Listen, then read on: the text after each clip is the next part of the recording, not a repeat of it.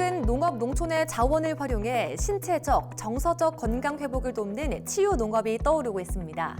관련법 제정 이후 꾸준히 성장해온 치유 농업은 지역 돌봄과 국민 건강을 위한 사회 서비스로의 도약을 준비하고 있는데요.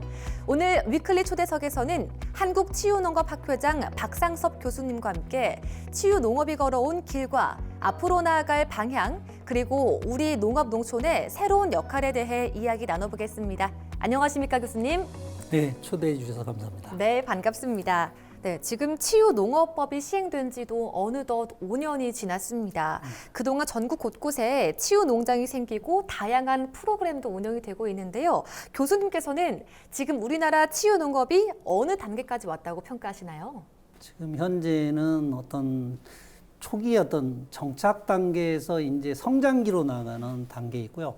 지금 현재까지 그 치유농업 농장이 전국에 한 680여 개 정도가 설립되어 있고, 그리고 300여 명의 치유농업사가 양성되어 있습니다. 그리고 이 사람들이 지금 현재 대상자별로 맞춤형 치유농업 프로그램을 다양하게 운영하고 있습니다. 그런데 이제 아직도 조금 해결해야 될 과제도 있습니다. 치유농업의 서비스 품질을 갖다가 표준화시키는 것과, 그다음에 인력을 양성하는 것. 그리고 더 중요한 거는 지금 의료, 복지, 교육 분야하고 연계를 강화해야지 되는 과제입니다. 현재 주무부처인 농촌진흥청 혼자 이 사업을 끌고 가는 데는 좀 한계가 있어 보여서 총리 산하에 농림축산식품부, 보건복지부, 교육부가 함께 참여하는 정부 협의체가 좀 필요하다고 봅니다. 예, 그래서 이번 학술대회 주제가 치유농업 산업화 전망과 과제였잖아요. 교수님께서는 이 산업화가 단순히 상업화를 뜻하는 건 아니다라고 말씀해 주셨는데, 이 치유농업이 국민 누구나 모두 쉽게 이용할 수 있는 그런 서비스로 나아가기 위해서는 가장 시급한 과제는 뭐가 있다고 보세요? 지금 치유농업 산업화는 어떤 시장을 확대하거나 수익을 극대화하는 그런 거는 아닙니다. 중요한 것은 치유농업이 국민의 건강과 삶의 질을 향상시키는 것이고, 요거는 어떻게 보면 사회적 공공 서비스로 자리 잡을 수 있게 만드는 것이 중요하다고 봅니다. 예. 그다음에 산업화하고 공공성에 대해서는 이게 함께 가는 가치인데, 공급자 측면에서는 어떻게 보면 산업화를 위해서 치유농업 서비스의 품질을 갖다가 표준화하고 개선시키는 것. 수요자 측면에서는 의료, 복지, 교육 분야와 연계를 확대해서 사회 서비스 전달 체계를 만드는 것입니다. 특히 지방자치단체하고 지역사회의 복지관들하고 이게 함께 협력 시스템을 제도적으로 구축하는 것이 필요하다고 봅니다. 예, 이 치유농업이 더 많은 사람에게 도움이 되려면 농업뿐만 아니라 말씀해주신 복지, 의료, 교육 분야와 협력하는 것이 가장 중요하다, 이런 말들이 참 많은데, 앞으로는 그렇다면 어떤 방식으로 이런 분야와 연계가 이루어져야지 국민들이 조금 더 치유농업을 쉽게 이용할 수 있을 거라고 보세요? 2026년 금년도에 시행된 통합돌봄지원법과 그다음에 더불어 사회복지와 연계되는 그런 체계가 필요하다고 봅니다. 지금 국민의 건강 증진 목적인 게 이제 치유농업이지 않습니까? 예. 그래서 이게 어떻게 보면 급하지는 않지만은 되게 중요한 국가 과제라고 보이거든요.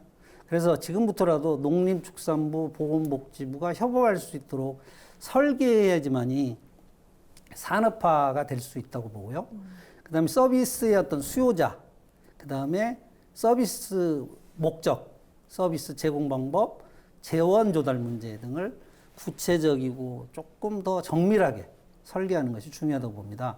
서비스 수요자와 공급자의 양방향에서 이거를 정교한 전달 체계 구축이 필요하다고 생각됩니다. 앞으로 치유농업이 어떻게 보면 국민의 삶의 질을 높이는데 사회 안전망이 되는 그런 길이라고 봅니다.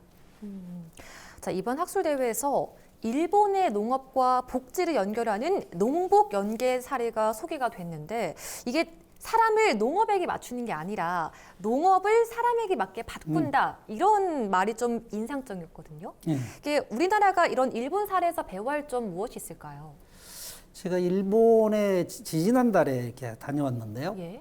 일본의 그 농복연계가 인상적이었던 거는 그 사람을 갖다 농업에다 맞추는 게 아니고 농업을 사람에다 맞춰서 어떤 설계하는 형태였어요. 그게 뭐냐면 그 대상자의 신체적이거나 정신적인 어떤 특성, 능력을 고려해 갖고 작업 환경이나 그 치유 프로그램을 설계하는 그 유니버셜 디자인이라고 합니다. 요거를 하고 있었어요. 그래서 중요한 점은 그 치유 농업은 어떤 농업의 생산성을 극대화하고 높이는 것이 아니고 사람의 어떤 건강과 행복 그리고 어떤 포용적인 사회 서비스를 발전시키고 있는 것.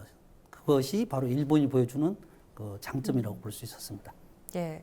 그리고 최근에는 이런 AI 데이터 기술이 좀 많이 발달하면서 이런 부분이 치유 농업에 접목하려는 움직임도 많이 보이고 있는데 이런 기술들이 치유 효과를 높이고 더 많은 사람들이 이용하도록 하는 데에는 어떤 역할을 좀 할 수 있을까요? 그 AI 빅데이터가 요즘에 가장 유행인데 예.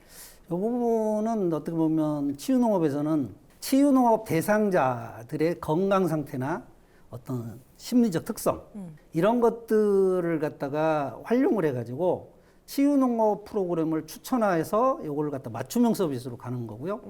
또 우리가 웨어러블이나 또는 생체 데이터 이런 것들을 측정해가지고 보면 프로그램의 어떤 품질을 높일 수 있는 방법이라고 볼 수 있습니다.